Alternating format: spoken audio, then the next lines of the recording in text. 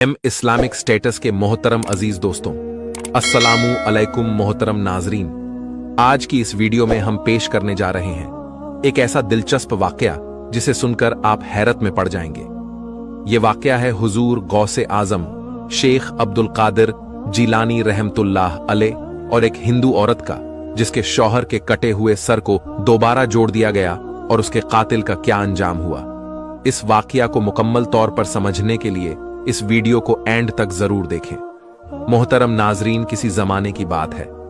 एक मुसलमान था जो कि बज़हीर अल्लाह ताला की इबादत करने वाला था, लेकिन वो एक हिंदू औरत को दिल दे बैठा जो कि उसकी बस्ती में रहती थी और उसकी बस्ती में ज्यादातर आबादी हिंदुओं की थी। एक मर्तबा उसका शौहर उसको लेकर उसके मैके जा रहा था।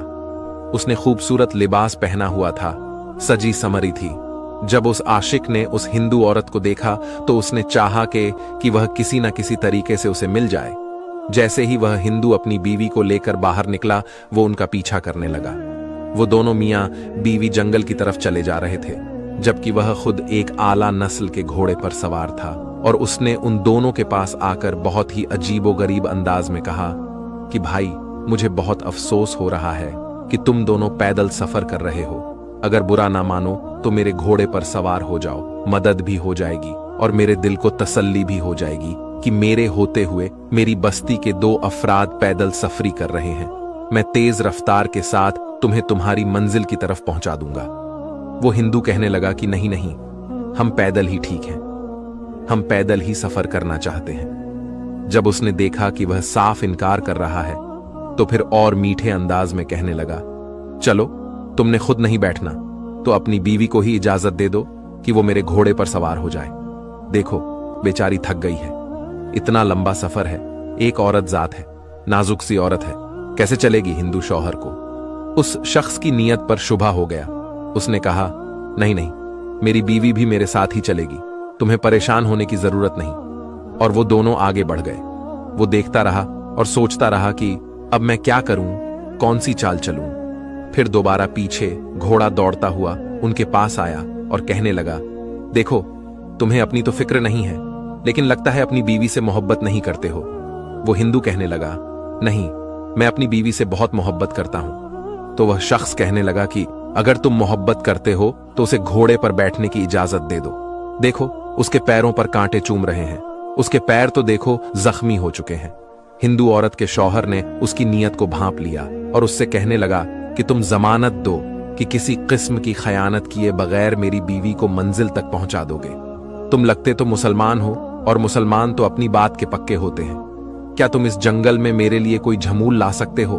तो वो कहने लगा कि मैं यहां पर इस वक्त तुम्हारी मदद के लिए तैयार हूं और तुम मुझसे कह रहे हो कि किसी को जमानत के लिए लाओ, कोई ऐसा आए जो मेरी गवाही दे। अब भला इस जंगल में कौन इंसान आएगा जिसको मैं जामुन बनाऊं? वो हिंदू औरत जो अब तक खामोश थी, उसने झट से कहा, क्यों नहीं, तुम जमानत दे सकते हो तो। वह कहने लगा, पर किसकी? वह औरत कहने लगी, वही मुसलमान जो 11वीं वाले हैं, बड़े पीर साहब हैं, यानी गौस आजम रहमतुल्लाह अलैह। तुम लोग उनको बहुत मानते हो, तुम उन्हीं की जमानत दे दो। अगर तुम उनकी जमानत देते हो तो मैं तुम्हारे साथ घोड़े पर बैठने के लिए तैयार हो। वह मुसलमान औलिया अल्लाह को नहीं मानता था, बल्कि उसके दिल में बहुत ज्यादा करवाट थी। अल्लाह वालों के लिए वह अल्लाह के वलियों से नफरत करता था। उस औरत को हासिल करने के लिए शैतान की बातों में आकर कहने लगा, ठीक है, मैं गौस आजम शेख अब्दुल कादिर जिलानी रहमतुल्लाह अलैह को हाजिर नाजिर जानकर उनकी जमानत देता हूं कि अगर कोई भी ऊंच नीच हुई तो वो मेरा गला पकड़ेंगे। अल्लाह ताला मुझे कभी माफ नहीं करेगा। अब उस औरत ने जब यह सुना तो अपने शौहर से कहने लगी कि अब आप मुझे इजाजत दे दें, अब मुझे कुछ नहीं होगा, बल्कि हम हिफाजत मंजिल तक पहुंच जाएंगे। शौहर ने बीवी का ये यकीन देखा तो उसने कह दिया कि ठीक है, मेरी बीवी को अपने घोड़े पर सवार कर लो।